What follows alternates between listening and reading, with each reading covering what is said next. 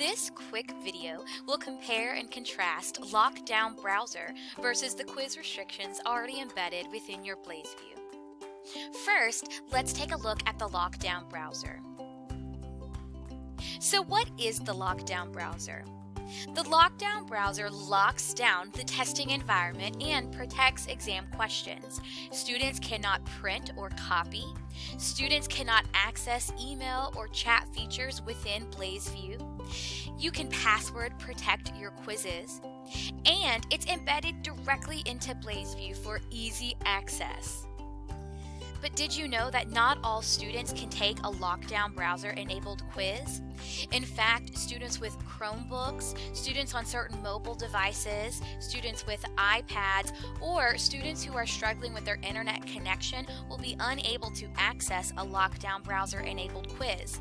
But don't worry, BlazeVIEW already has very similar quiz restrictions that you can set on your quizzes in place of LockDown browser. Let's take a look. To access your quizzes from your course homepage, first select Assessments and then Quizzes. Let's create a new quiz and review those restrictions that are similar to the ones found in LockDown browser. Select the blue New Quiz button. Give your quiz a title. Scroll to the bottom to find additional restrictions. First, you can disable the right click. Just like in LockDown browser, this will disable students' ability to right-click on questions or answers, meaning they will be unable to print or copy and then paste the questions into another browser. You can also choose to limit your students' access to the email tool, the instant messages tool, or their alerts if they have a quiz attempt in progress, meaning they'll be unable to access any of those communication capabilities until they've submitted their quiz. Would you like to put a password on your quiz? You can do that through BlazeVIEW as well. First, we'll head to Restrictions.